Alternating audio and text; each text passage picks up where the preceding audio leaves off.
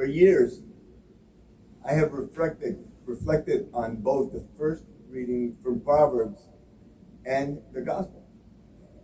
I want to talk a little bit about the Proverbs first, because I am a witness of this woman.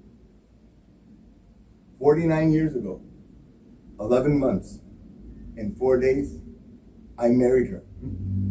And I've been happy ever since. She is outstanding. And she is a true blessing to me.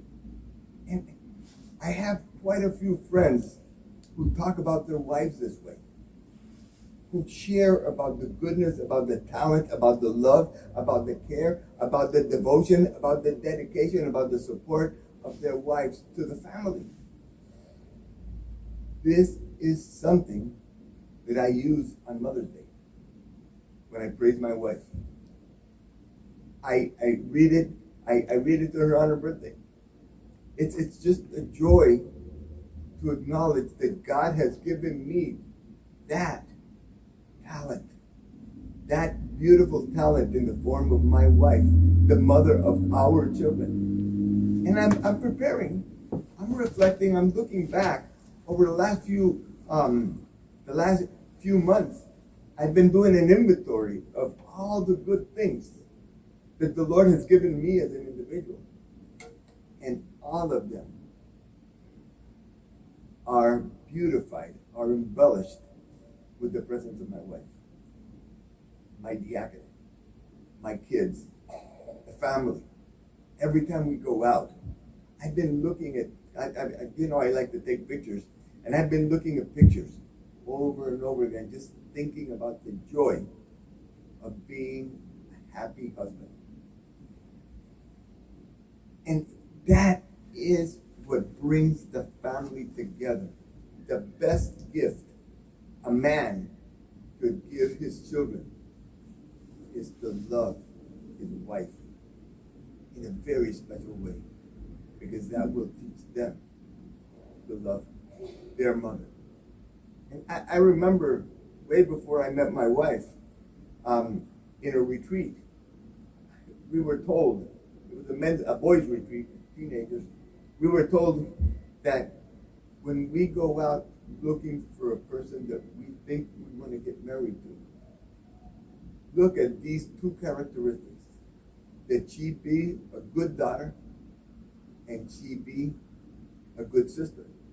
Because a good daughter is going to be a good mother, and a good sister is going to be a good partner.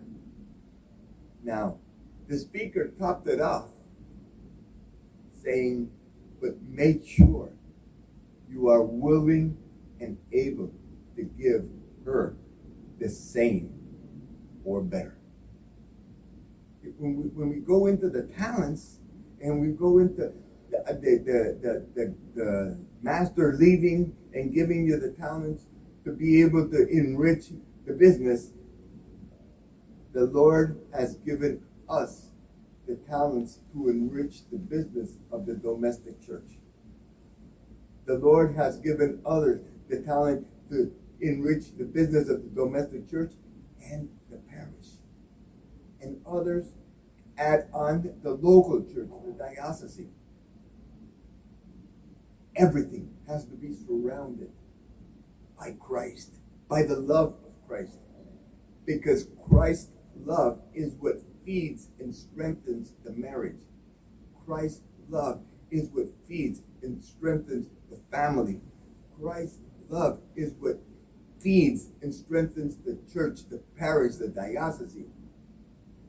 And that is the talent that we need to use and enrich. We can't bury that talent. We can't hide that talent.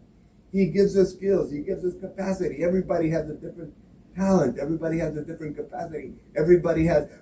Some have more, others have less. But everybody has something to give. I remember a pastor I had in Puerto Rico, who happened to be my spiritual director, used to say that nobody is so poor that cannot give. And nobody is so rich that they cannot receive.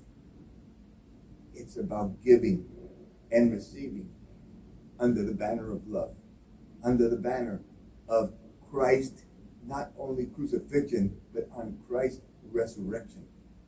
We don't know when this is going to end for us. We don't know when we're going to be called home.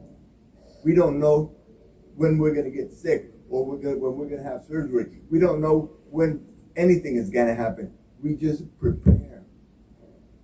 And in today's Mass, I encourage all of us to be ready, because as St. Paul says, we don't know the time or the hour or the day when Jesus is coming to get us, to take us to where we really belong, to where we were made to live. We were made to live in paradise. And because of our weakness, we were out of paradise. And now we live that pilgrimage to go back to paradise. Let us purify ourselves. Let us cleanse ourselves.